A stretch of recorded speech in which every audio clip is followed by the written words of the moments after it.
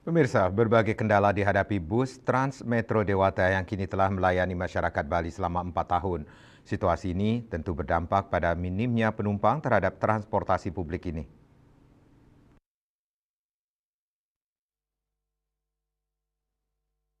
Transportasi massal yang dimiliki pemerintah Provinsi Bali yakni Trans Metro Dewata merupakan pilot project dari Kementerian Perhubungan Republik Indonesia, di mana pilot project ini merupakan suatu mandat daripada Undang-Undang Nomor 22 Tahun 2009 tentang lalu lintas angkutan jalan, bahwasanya pemerintah bertanggung jawab terhadap angkutan umum.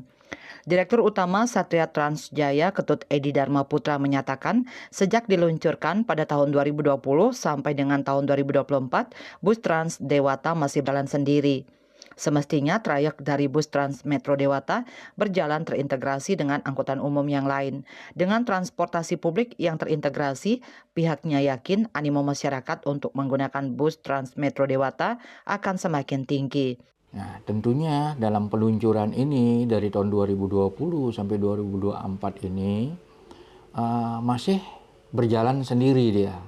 Dalam artian kata semestinya trayek itu mesti terintegrasi. Nah, dari trayek utama ke cabang, ke ranting menjadi suatu mensuplai daripada penumpang-penumpang tersebut. Sehingga dengan hal tersebut saling isi jadinya. Sehingga tidak stagnan hanya untuk begitu dia turun di halte semestinya harus ada yang menindaklanjuti. Sebab itulah tujuan daripada angkutan umum itu dengan menekan biaya ekonomi yang rendah. Ya. Nah inilah fasilitas inilah yang semestinya tanggung jawab daripada pemerintah untuk melayani daripada angkutan umum ini. Gitu. Pihaknya berharap perlu adanya feeder atau kendaraan pengumpan yang bertujuan untuk menjembatani para penumpang. Selain itu, kualitas daripada halte juga mesti ditingkatkan.